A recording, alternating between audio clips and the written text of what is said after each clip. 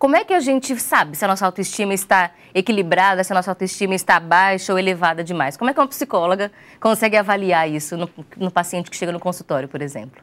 Geralmente a gente observa o quanto essa pessoa se gosta, o quanto ela se aceita como ela é. É claro que todos nós, pessoas humanas, temos as nossas fortalezas, os nossos pontos fortes, mas nós também temos os nossos defeitos e as nossas fraquezas.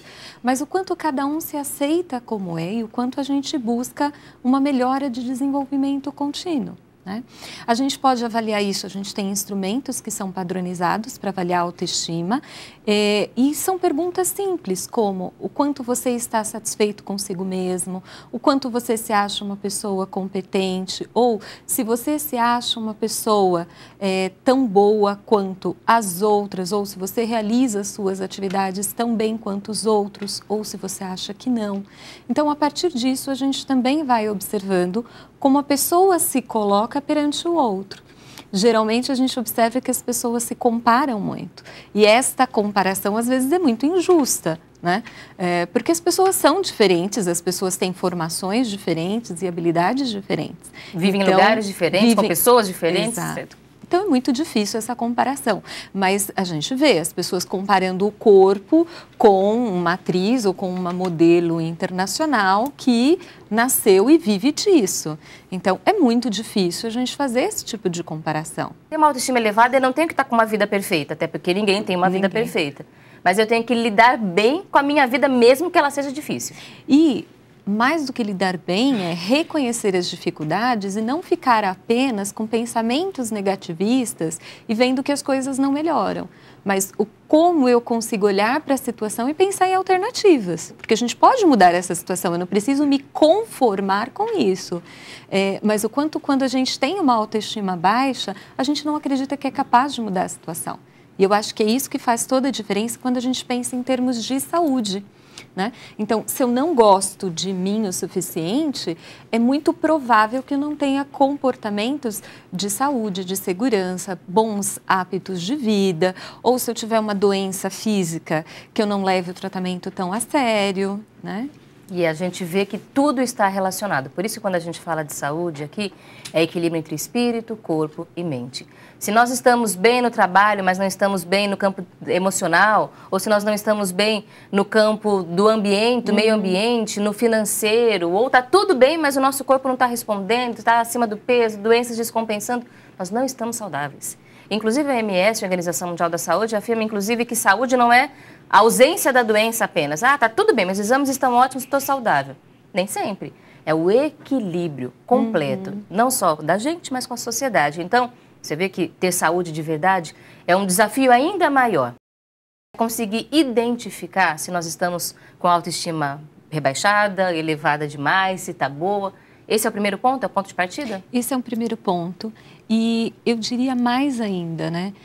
Eu acho que vale a pena uma auto-observação do quanto você está satisfeito consigo mesmo e com a sua vida, né? Porque eu acho que quando a gente para se observar e perceber se há algo na minha vida que eu não estou satisfeita ou se tem algo em mim que eu não estou satisfeita, então este é o momento de poder observar isso e começar a mudar. Né? Como você disse, a autoestima é um processo de construção. É impossível a gente achar que todo mundo está com uma autoestima super elevada todos os dias da vida. A gente passa por situações ao longo da nossa história que muitas vezes colocam em questionamento a nossa competência ou nós colocamos em questionamento o nosso valor pessoal. Mas é importante que a gente pare para perceber. Se eu observar que isso não está bem, é o momento de começar a operar algumas mudanças. Então, se há alguma coisa na minha vida que não está boa, eu posso mudar? Há situações que a gente não consegue mudar. Eu não posso mudar o chefe que eu tenho no ambiente de trabalho, mas eu posso galgar outras áreas ou outros trabalhos que me tragam maior satisfação profissional. Muitas vezes eu posso ter um conflito no ambiente familiar.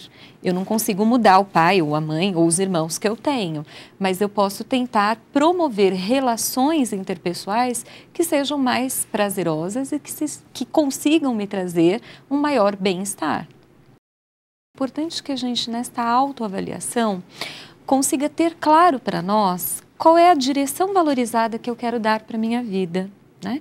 Então, se em algum momento eu fecho os meus olhinhos e me imagino lá com 80 aninhos, se eu quisesse passar um filme da minha vida, qual é o filme que eu gostaria de ver hoje? Porque é ao longo da vida que eu vou construir isso. Nós falamos bastante sobre a autoestima de crianças, adolescentes e adultos, mas a gente não pode esquecer dos idosos, que é um momento da vida onde a nossa autoestima acaba sendo colocada em xeque, porque o nosso corpo já não é o corpo socialmente aceito, porque a gente vai envelhecendo, as nossas funções já não são as mesmas, então eu tenho esquecimentos, eu não consigo andar como antes, eu não consigo fazer as atividades que eu fazia antes, eu não consigo brincar com os netos como quando eu era jovem brincava com os filhos. Então isso vai fazendo com que a pessoa comece a rever o seu autoconceito e talvez não gostar tanto disso. Então eu diria que uma das coisas que pode ajudar na nossa autoestima é nós aceitarmos o ciclo da vida. E faz parte do ciclo da vida envelhecer. É claro que eu posso e devo buscar medidas que façam com que eu viva cada vez com uma qualidade de vida melhor. Então, fazer uma atividade física, eu posso fazer exercícios para melhorar e estimular a minha memória, eu posso buscar um especialista se eu tenho um problema de saúde, para que eu possa ter uma saúde física melhor. Se eu estou triste ou deprimido, procurar um especialista, um psicólogo ou, em alguns casos, até um psiquiatra, para buscar um tratamento adequado, né? Mas a gente não pode esquecer dos idosos, porque me parece que é a fase da vida onde a nossa autoestima é colocada mais em xeque do que em todas as outras fases da nossa vida. Na infância, na adolescência, na fase adulta a gente percebe isso, mas na terceira idade é quando isso forte. fica mais forte, inclusive por conta até da aposentadoria, Sim. da dificuldade de relacionamento com os mais novos, de se sentirem menos úteis, menos importantes na participação na vida dos outros, não tem mais ninguém para cuidar. Isso começa a deprimir um pouco também, começa a rebaixar essa confiança, essa visão positiva da vida. Exato. Nós não podemos mudar o outro completamente. Exato. A gente tem que se mudar e é o que está ao nosso alcance. Talvez, pela nossa atitude, a gente acabe influenciando o outro também. A mãe percebe, nossa, mas meu filho está se esforçando, estou percebendo que apesar de não fazer do jeito que eu sempre quero, está tentando fazer melhor. Então, isso já acaba melhorando o relacionamento. Essa consciência do que eu posso fazer e devo fazer e da influência disso sobre o outro também.